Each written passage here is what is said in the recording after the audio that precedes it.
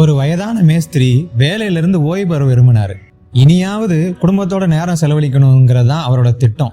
முதலாளியான கான்ட்ராக்டரிடம் இந்த முடிவை அவர் சொல்ல, தனது நீண்டகால ஊழியர் ஓய்வு பெறுவதில் கான்ட்ராக்டருக்கு லேசான வருத்தம்.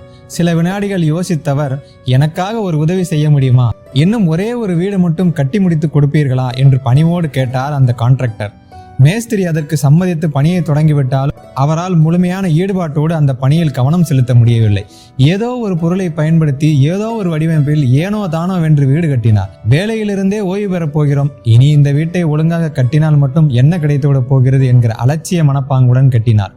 வேலையெல்லாம் முழுமையாக முடிந்த பிறகு அந்த வீட்டை பார்வையிட வந்தார் முதலாளி. வாசலிலேயே வரவேற்ற மேஸ்திரியிடம் சந்தோஷமாக அந்த வீட்டு சாவியை எடுத்து நீட்டினார். இந்தாருங்கள், இந்த வீடு உங்களுக்கான என் அன்பு பரிசு. எங்கள் நிறுவனத்தில் இத்தனை நாள் வேலை செய்ததற்கான வெகுமதி என்றார் முதலாளி. மேஸ்திரிக்கு தூக்கி வாரி போட்டது. என்ன கொடுமை இது! இந்த வீடு எனக்கு தான் கிடைக்கப் போகிறது என்று தெரிந்திருந்தால் இன்னும் மூளையை கசக்கி எப்படியெல்லாமோ டிசைனாக கட்டியிருப்பேனே. இருப்பதிலேயே உயர்தரமான பொருட்களை பயன்படுத்தி இருப்பேனே. சே, இப்படி அநியாயமாக ஏமாந்து போய்விட்டேனே என்று மனதுக்குள் ஏகமாக புழுங்கினார். நமக்கான வாழ்க்கையை நாம் தான் நிர்மாணிக்கிறோம் என்பதை அறியாமல் பல சந்தர்ப்பங்களில் நம் திறமையில் மிகவும் கொஞ்சம் மட்டுமே பயன்படுத்துகிறோம். இந்த குட்டி கதை உங்களுக்கு பிடிச்சிருந்தா மறக்காம லைக் பண்ணுங்க.